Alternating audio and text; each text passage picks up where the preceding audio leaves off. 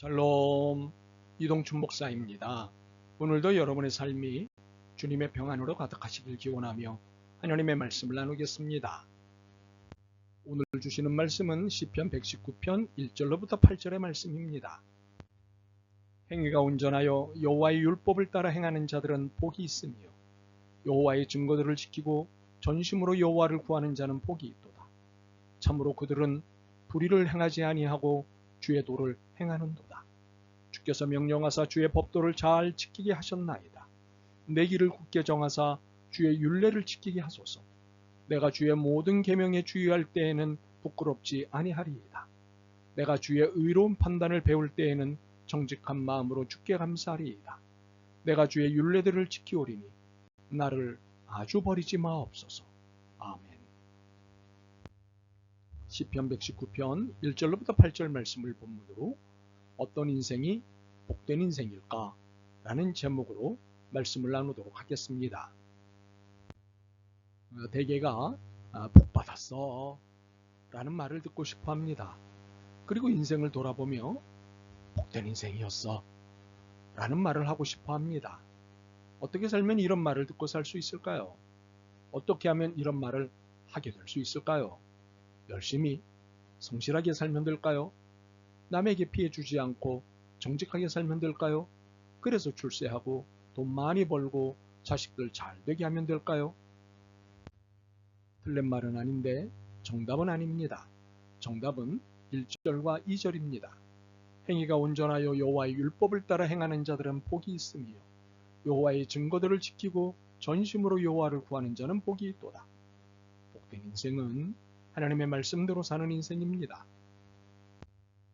세상에는 인생을 행복하게 하는 지침, 행복의 비결 등등과 같은 자기개발 매뉴얼이 많이 나와 있습니다. 도움이 됩니다. 이를 통해 인생의 신세계를 경험하기도 합니다. 그러나 세상의 매뉴얼이 안내하는 행복은 일시적이고 제한적입니다. 부분적이고 불완전합니다. 영혼을 채우는 행복이 아니기 때문입니다. 참으로 온전하고 영원한 행복 매뉴얼은 하나님의 말씀에 있습니다. 그래서 하나님 말씀대로 살 때 온전하고 영원한 행복이 옵니다. 이 사실을 깨달을 때 진정한 신앙, 진정한 인생에 입문하게 됩니다. 이 사실을 깨닫기 전까지는 신앙도 인생도 재미없습니다. 그러므로 진정한 신앙생활, 진정한 인생을 살고 싶다면 본문의 안내를 받으면 됩니다. 1절과 2절에 따르면 복된 인생, 진정한 인생은 여호와의 율법을 따르고 여호와의 증거를 지키는 자들에게 주어집니다. 여호와의 율법이란 모두에게 하나님이 알려주신 인생의 참길입니다. 여호와의 증거란 모든 인생에게 보이신 하나님의 지시입니다. 그러므로 이처럼 하나님이 알려주신 인생의 참길을 벗어나지 않고 한결같이 그 길을 걷는 사람이 복 있는 사람입니다. 우리는 보통 곁길에 관심이 있습니다. 좀 더 편하고 빠르기 때문입니다. 이익이 조금이라도 더 남기 때문입니다. 그래서 기회다 싶으면 곁길로 가려고 합니다. 사실 비신앙인의 눈으로 보면 그 길은 일반적인 길일 뿐입니다. 그러나 예수님은 말씀하십니다. 마태복음 7장 13절과 14절입니다. 좁은 문으로 들어가라.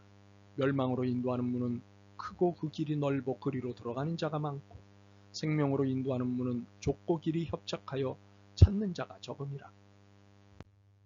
주님께서 우리에게 일러주신 참길은 좁은 길입니다. 좁고 작다고 사람들이 찾지 않는 길입니다. 인기도 없고 관심도 없는 길입니다. 그런데 참길입니다. 생명으로 인도하는 길입니다. 복된 길입니다. 그러므로 이 길을 걷는 사람이 어찌 복되지 않을 수 있겠습니까? 더욱이 한결같이 걷는 사람이라면 더욱 복될 수밖에 없습니다. 이처럼 최선을 다해 하나님의 지시를 따르는 사람이 복 있는 사람입니다. 최선을 다한다는 것은 매순간 성실하게 사는 것입니다. 이렇게 매순간 성실하게 하나님의 지시를 따르는 사람이 복 있는 사람입니다. 이런 사람은 무엇을 지시하시든 이의를 제기하지 않습니다. 이해를 위한 질문을 하고 반역을 위한 질문은 하지 않습니다. 하나님은 아브라함에게 100세 얻은 아들을 제물로 바치라고 하셨습니다. 하나님은 모세에게 지팡이를 들어 홍해를 가르라고 하셨습니다. 하나님은 여호수아에게 아무런 소리도 내지 말고 묵묵히 여리고성을 매일 한 바퀴 돌라고 하셨습니다. 하나님은 기드온에게 수십만 대군을 상대할 군인으로 300명 정도도 많다고 하셨습니다. 아브라함, 모세, 여호수아, 기드온 이들 모두는 하나님의 이 황당한 지시에 아무런 이의를 제기하지 않았습니다. 성실하게 하나님의 지시를 따랐습니다. 그리고 이들 모두는 하나님이 하시는 일을 보았습니다. 기적을 보았습니다. 결국 이들은 복 있는 인생을 살았습니다. 물론 말씀대로 사는 것은 쉬운 일이 아닙니다. 좁기 때문입니다. 이는 불편을 넘어 어렵고 고된 삶을 사는 것입니다.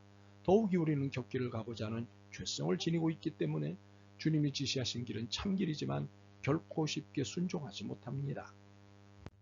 그렇기 때문에 시편 기자처럼 기도해야 합니다. 5절로부터 8절입니다. 내 길을 굳게 정하사 주의 율례를 지키게 하소서.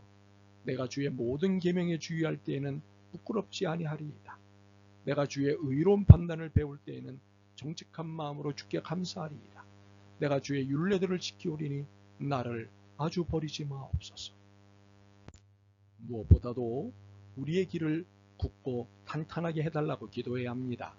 좌로든 우로든 치우치지 않고 주님이 지시하신 길을 가야 하는 것은 우리입니다. 그러나 그렇게 갈 수 있도록 주님의 은혜가 함께 하셔야 합니다. 우리가 유혹에 흔들리지 말아야 하지만 유혹에 흔들리지 않게 해주실 수 있는 분은 주님이십니다. 그러므로 5절을 기도해야 합니다. 내가 주의 율례들을 성실하게 지킬 수 있도록 내 길을 탄탄하게 하셔서 흔들리는 일이 없게 해주십시오. 그리고 주님의 모든 계명의 주의를 기울이고 그 계명들을 낱낱이 마음에 새길 수 있게 해달라고 기도해야 합니다. 마치 돌비 속에 글자를 새기듯 마음의 말씀 하나하나를 깊이 새기는 것입니다. 말씀을 외우고 기억하는 것입니다. 기억하여 말씀을 묵상하는 것입니다. 기억에서 꺼내 수시로 묵상하는 것입니다. 묵상이란 본디 되새김질의 의미를 갖고 있습니다. 그러므로 영적 주의력은 말씀을 묵상할 때 높아집니다.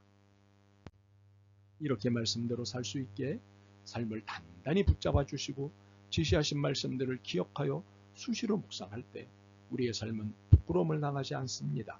5절과 6절입니다. 내 길을 굳게 정하사 주의 율례를 지키게 하소서. 내가 주의 모든 계명에 주의할 때에는 부끄럽지 아니하리이다.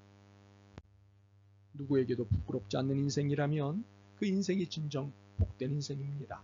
그러므로 7절처럼 자연스럽게 감사가 나옵니다.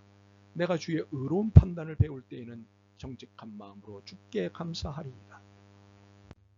그러므로 말씀에 붙잡힌 인생이 참된 인생이요 복된 인생입니다. 자, 이제부터 말씀대로 사십시다. 흔들림 없이 말씀대로 사십시다. 그래서 하나님이 봐주시는 은혜 속에 거하는 복된 인생을 누리십시다. 아멘. 주님, 말씀을 따른다고 하면서 말씀대로 살지 않았습니다. 말씀이 전부라고 하면서 말씀은 늘 두 번째였습니다. 긍휼히 여기시옵소서. 말씀에 우선순위를 두고 살기로 결심합니다. 도와주옵소서. 예수 그리스도의 이름으로 기도드립니다. 아멘. 오늘도 여러분의 믿음과 삶을 응원합니다. 사랑합니다.